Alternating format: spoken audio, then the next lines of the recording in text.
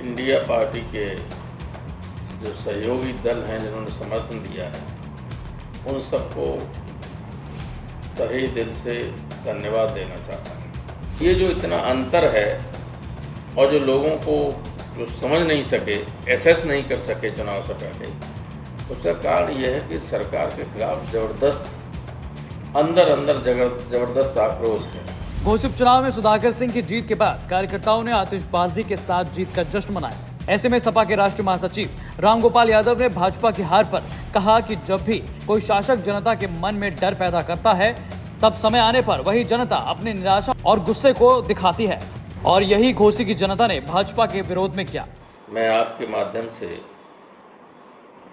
घोसी की जनता को, समाजवादी पार्टी के कार्यकर्ताओं को और इंडिया पार्टी के जो सहयोगी दल हैं जिन्होंने समर्थन दिया है, उन सबको तहे दिल से धन्यवाद देना चाहता हूँ। आप जानते हैं कि उपचुनाव में सत्ताधारी दल का बहुत दबदबा होता है। इसकी परवाह किए बगैर कार्यकर्ताओं ने और नेताओं ने जिस तरह से वहाँ काम किया, उसी का परिणाम है कि समाजवादी पार्टी बहुत बड़े मार्जिन से जीती। और ये तो लोग समझते थे कि कंटेस्ट है, सही, ठीक है, लेकिन बीजेपी के लोग फिर भी समझते थे कि वो चुनाव जीत जाएगा।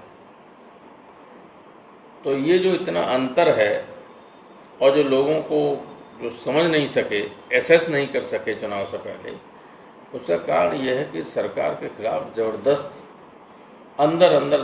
जबरदस्त आक्रोश है।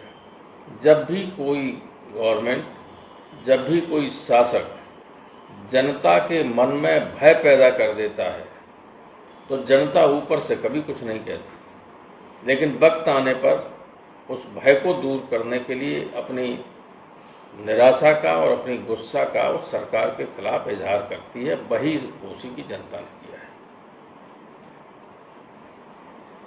डर मतलब कोई हृदयहीन व्यक्ति भी इस तरह के काम नहीं करता है जिस तरह उत्तर प्रदेश की सरकार वर्तमान मुख्यमंत्री के नेतृत्व में काम कर रही है।